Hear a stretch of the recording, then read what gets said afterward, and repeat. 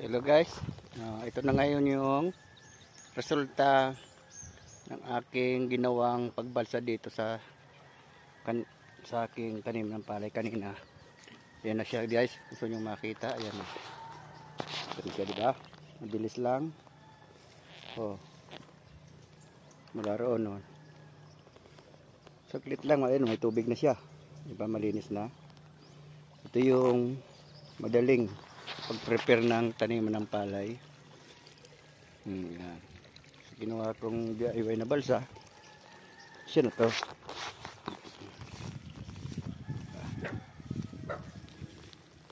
May tubig siya.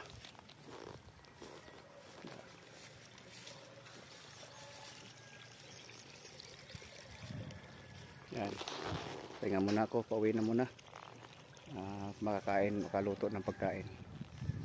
Ayan.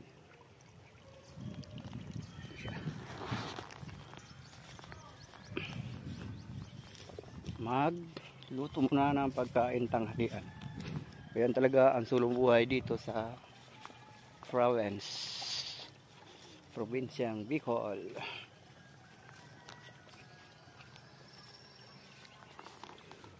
Ay, yung aking retrieval.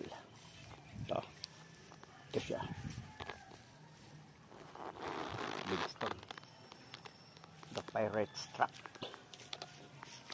Yun, ang aking alagang pandak na si Motso.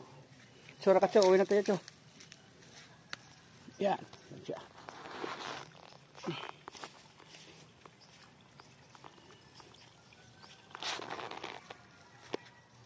Uwi na kami ni Motso sa bahay.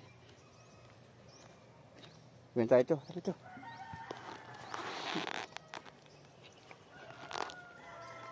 Siya.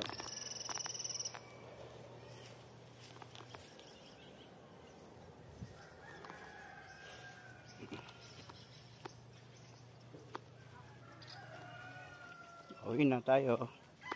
Tira-kacho.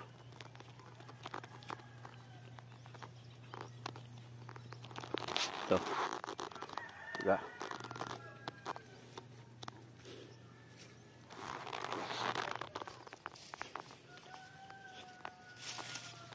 Guys, kung nakatulong yung video ko sa pag-DIY ng pang-prepare sa tanim ng palay na gawang kahoy na hindi gumagamit ng makina, ito na yun, nagawa niya.